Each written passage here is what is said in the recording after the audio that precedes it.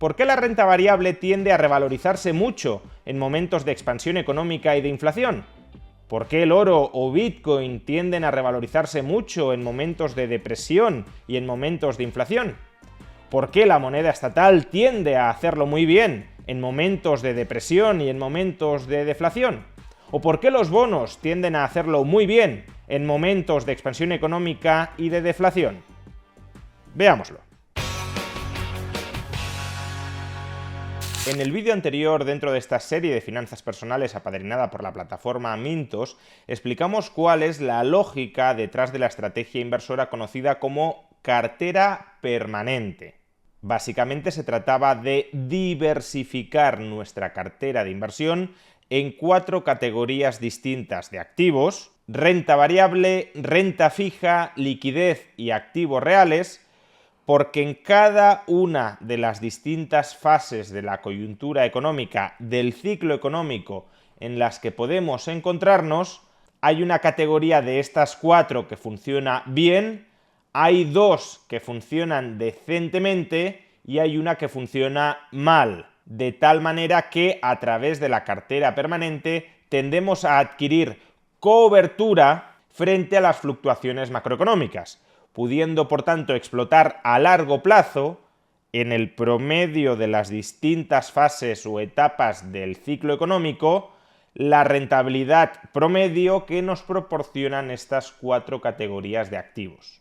Pues bien, en el vídeo de hoy vamos a explicar cuál es el motivo económico por el cual cada una de estas 4 categorías de activos se comporta bien, se comporta decentemente o se comporta mal en cada una de las coyunturas macroeconómicas posibles por las que puede atravesar un sistema económico.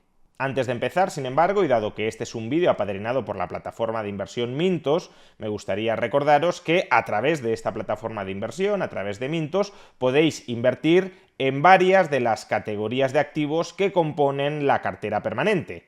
Podéis invertir en renta fija, por ejemplo a través de bonos fraccionados, o asimismo también en renta fija a través de la titulización de préstamos, es decir, de bonos de titulización, o también podéis invertir en renta variable a través de sus ETFs. Por tanto, si os seduce la estrategia de inversión basada en la cartera permanente, un vehículo a través del cual podéis componerla es justamente la plataforma de inversión Mintos. Podéis obtener más información sobre la misma, sobre las condiciones que ofrece, pinchando en el enlace que aparece en la caja de descripción de este vídeo y en el comentario destacado. Empecemos con la renta variable. La renta variable es un activo que tiende a comportarse bien en momentos del ciclo económico expansivos, es decir, cuando la economía está creciendo, y también en momentos del ciclo económico de carácter inflacionista. ¿Qué sentido económico tiene que la bolsa, que la renta variable lo haga bien cuando la economía crece y cuando hay inflación? Pues por un lado, si la economía crece de manera más o menos sostenida, los inversores anticipan que los beneficios futuros de las empresas van a aumentar al calor de ese crecimiento económico. Y mayores beneficios futuros esperados significa un mayor valor presente de las acciones cotizadas y por tanto una tendencia a que esas acciones se revaloricen. Esencialmente, una economía en crecimiento es una economía donde las empresas lo harán bien y por tanto, siendo las acciones títulos de propiedad sobre las empresas, esos títulos de propiedad sobre personas jurídicas, sobre empresas que cada vez son más ricas, que cada vez son más prósperas en ese contexto expansivo, esos títulos de propiedad, esas acciones tenderán a revalorizarse.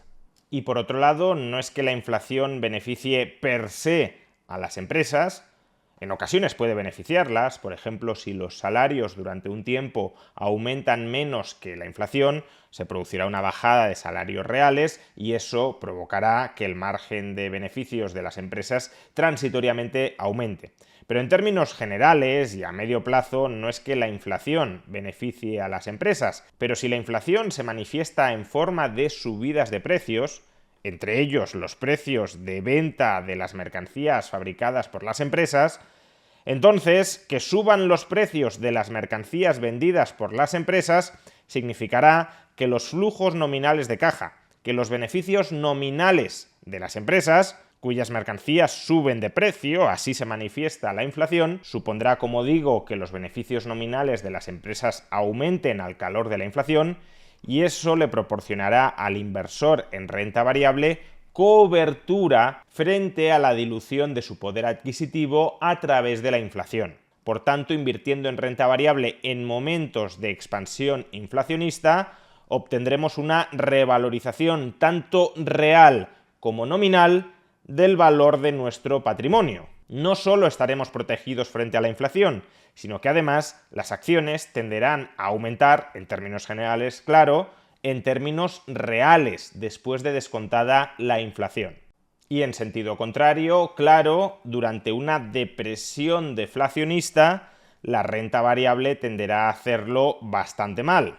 Por un lado, porque habrá un hundimiento de los beneficios futuros esperados de las empresas, muchas de ellas, de hecho, estarán abocadas a la quiebra, ya que, por tanto, sus acciones no valgan nada, y por otro lado, porque las empresas tendrán que reducir precios, muchas veces a costa de sus márgenes, en otras no a costa de sus márgenes, pero aún así la bajada de precios supondrá una reducción como poco nominal de sus beneficios futuros, y por tanto las acciones también tenderán a desinflarse en términos nominales, con lo cual saldremos perdiendo respecto a la inversión en otro activo que no se desinfle en términos nominales durante esa etapa de depresión deflacionista. Analicemos ahora la renta fija.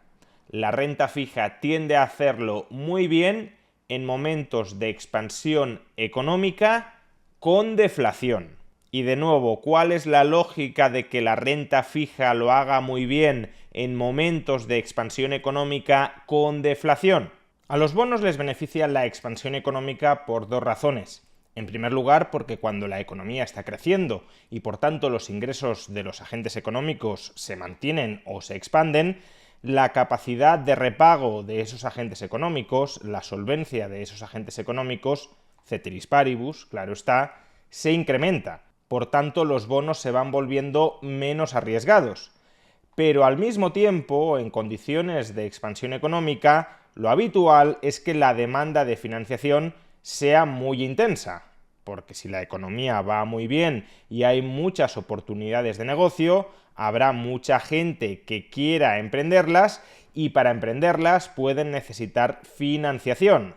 Es decir, la demanda de financiación, la emisión de bonos se incrementará sin que necesariamente, puede suceder o no hacerlo, pero en las expansiones no suele suceder en la misma medida, sin que necesariamente la oferta de financiación se incremente en la misma medida. Más demanda de financiación debido a un más despejado panorama económico, a un más brillante panorama económico, misma oferta de financiación, o en todo caso una oferta de financiación que no aumenta proporcionalmente a la demanda, tipos de interés más elevados en los bonos de nueva emisión. Por supuesto, aquí intervienen muchos otros factores que están interrelacionados. Si la emisión de bonos aumenta muchísimo, entonces quizá la solvencia de los bonos existentes no mejore tanto, porque aunque contamos con mayores ingresos y por tanto con mayor solvencia, también estamos más apalancados. Y al mismo tiempo, si suben los tipos de interés de los nuevos bonos, si alguien necesita liquidar anticipadamente los bonos emitidos en el pasado, lo hará a un precio no conveniente. Pero si uno sigue una estrategia de mantener los bonos hasta vencimiento y de reinvertir el capital cobrado por esos bonos a vencimiento en nuevos bonos, un ciclo expansivo dentro de la economía tiende a ser beneficioso para él.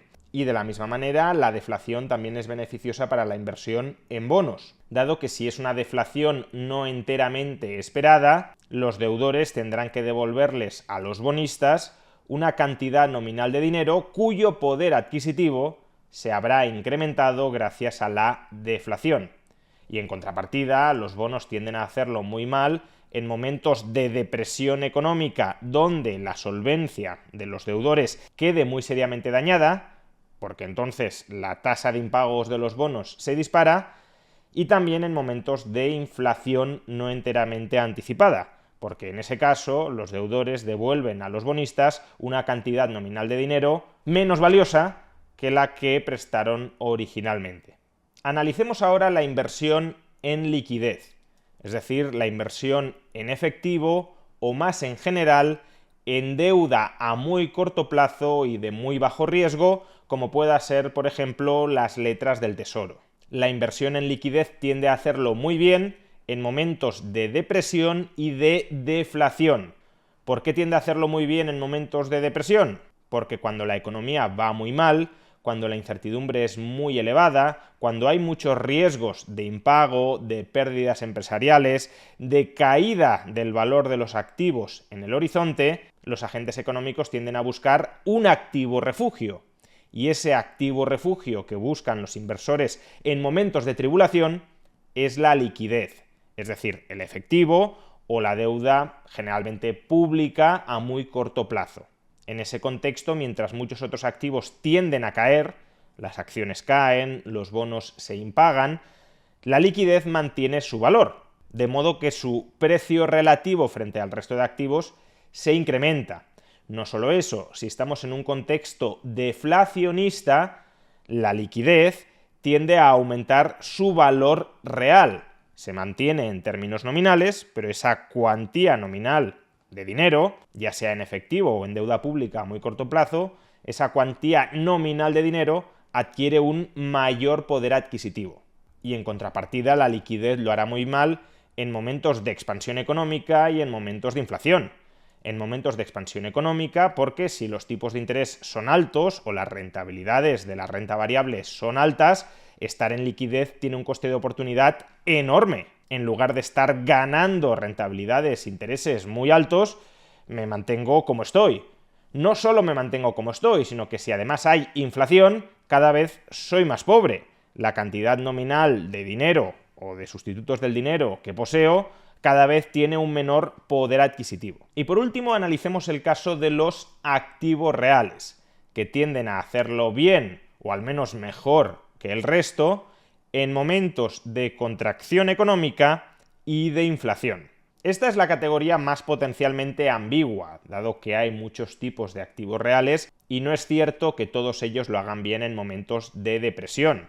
Por ejemplo, las materias primas son un activo real y desde luego no lo hacen bien en momentos de depresión, dado que si se desmorona la producción global de la economía, la demanda de materias primas cae y por tanto su precio también lo hace. Algo similar sucede con los inmuebles. Los inmuebles no suelen hacerlo bien, tampoco es que tengan por qué hacerlo muy mal, pero no suelen hacerlo demasiado bien en momentos de depresión, porque el precio de un inmueble tiende a coincidir con el valor actual de los alquileres futuros que se espera que uno pueda cobrar por ese inmueble. Si entramos en depresión, caen los salarios y caen por tanto los alquileres que pueden pagar los trabajadores, a los inmuebles como inversión no tenderá a irles demasiado bien. Por eso, cuando en la cartera permanente hablamos de activos reales que salen beneficiados o que no lo hacen mal del todo o incluso que lo hacen bien durante las depresiones, estamos pensando sobre todo en el oro y en los últimos años potencialmente también en Bitcoin. Tengamos en cuenta que cuando Harry Browne elabora su teoría de la cartera permanente, Bitcoin todavía no existía y por tanto no lo pudo incluir en ella. El oro, y potencialmente también Bitcoin, es un activo monetario o cuasi monetario que se beneficia de dinámicas similares a las de la liquidez en forma de moneda fiat o de deuda pública a corto plazo. Cuando hay mucha incertidumbre en el horizonte dentro de una depresión, buscamos activos seguros. Un activo seguro, como ya hemos visto, es el dinero estatal, pero otro activo bastante seguro históricamente, de hecho, en ciertos contextos, bajo ciertas contingencias, más seguro que la moneda fiat, no bajo otras, pero sí bajo algunas, ha sido el oro. Y como digo, también podría llegar a serlo Bitcoin. Por tanto, en ese contexto de incertidumbre, vinculada a una depresión donde además los tipos de interés bajan y precisamente por ser tipos de interés bajos el coste de oportunidad de tener liquidez o de tener oro o de tener Bitcoin es mucho más reducido, la demanda de estos activos y por tanto también su precio se puede revalorizar.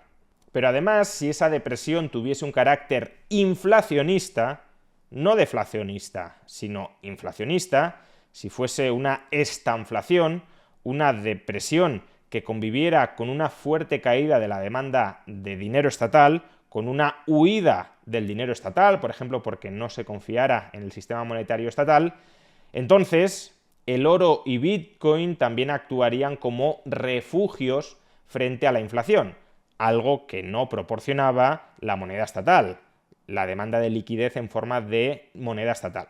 Ahora bien, y en este segundo caso, cuando hablamos de activos reales que se ven beneficiados por la inflación, al margen de si estamos en depresión o no, aquí sí que podríamos incluir las materias primas o los inmuebles. Ceteris paribus, a largo plazo, estos activos reales tienden a subir con la inflación, sobre todo los inmuebles. Las materias primas es más discutible porque dependen mucho más de si hay aumentos de la productividad que reduzcan su coste de producción. Pero en el caso de los inmuebles, históricamente sí tienden a revalorizarse con la inflación, no durante las depresiones, pero sí a lo largo de todo el ciclo. Por tanto, hasta cierto punto también podríamos incluir algo de inmuebles dentro de este apartado de la cartera permanente. Y en contrapartida, si hemos dicho que los activos reales lo hacen bien en momentos de depresión inflacionaria, pues lo harán muy mal en momentos de expansión deflacionaria. Si la economía crece mucho y los tipos de interés reales son muy altos, entonces estar invertido en oro o en Bitcoin tiene un coste de oportunidad muy elevado. Y si la moneda fiat se está revalorizando, eso significa la deflación, pues entonces puede ser más interesante adquirir una exposición a moneda fiat, aunque sea a través de un bono a largo plazo pagadero en esa moneda fiat, en ese dinero estatal, que tener activos reales cuyo precio se denomina en esa moneda fiat cuyo valor está aumentando. En definitiva, esta es la lógica económica que subyace a la lógica inversora de la cartera permanente. Diversificar nuestra cartera de inversión en distintas categorías de activos que tienen comportamientos distintos en cada una de las posibles coyunturas macroeconómicas por las que atraviese una economía. Y en el próximo y último vídeo dentro de esta serie de finanzas personales apadrinada por Mintos, trataremos de ilustrar con ejemplos históricos cada una de estas distintas coyunturas macroeconómicas por las que puede pasar una economía y cómo en cada una de ellas hubo activos que lo hicieron muy bien y activos que lo hicieron muy mal.